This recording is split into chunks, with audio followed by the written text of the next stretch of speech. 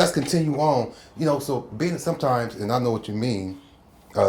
Before you even say it, but I'm gonna give you your opinion because we both come from the church, and a lot of times when you come from the church and you have a passion for something that's outside the church, you can get real ostracized. You can get real criticized. You can get really like ridiculed. Yeah. Talk about the times when you always stayed faithful to the church, but having a mother that supported you and say, you know what, you can still be faithful to the church, but you can also go outside the church, generate your income, make a name for yourself, and still have a passion about the church as well. Can you talk about that transition? Yeah, so... Because people always want you to be like your dad, be like your mom, be your uncle. Right. So, I mean, as you know, my biological dad, pimp player hustler. Okay.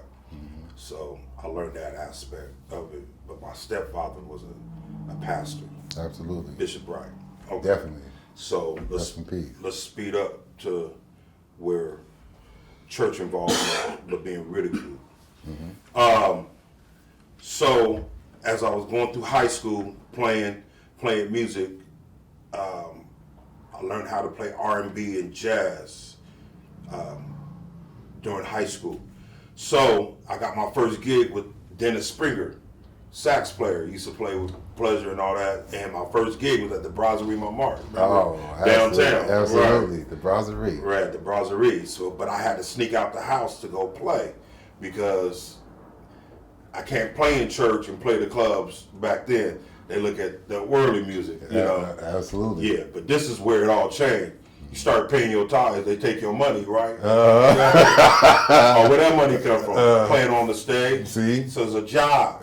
Yeah, this is called income. That's right. Right. That's and right. so the club owner, he didn't have a problem with me playing because I was underage. He said, as long as I go out and I do cool in school, I'm allowed to play. I do my homework outside. I go play the gig, and on my breaks, I had to go out to the lobby because I can't be around the alcohol. And so, basically, that's where the transition. So, I was sneaking out the house and telling Mom I would go like Dwayne's house or something. Oh yeah, on the Dwayne weekend. Randall. Yeah, Dwayne, right. What's up, man? On the weekend, and then one day I'm playing at the Brasserie, and I seen this hat, church hat, start walking through the crowd, and my stomach started getting bad. I like, that looked like my mom. And sure enough, she had her gloves. She stayed near, right in front of the stage. She had her gloves.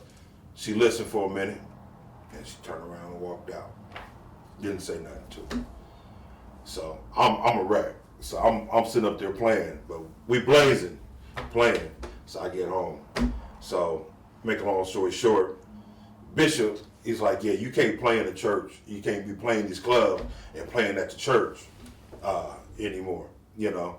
And so we had this big old thing. So he would sit me down, but they didn't have no drummer. So, you know what I mean? Right. So Mama and Bishop, they had their little arguments. Why can't he play? We need a drummer at the church. He said, you can't be playing the clubs and doing that.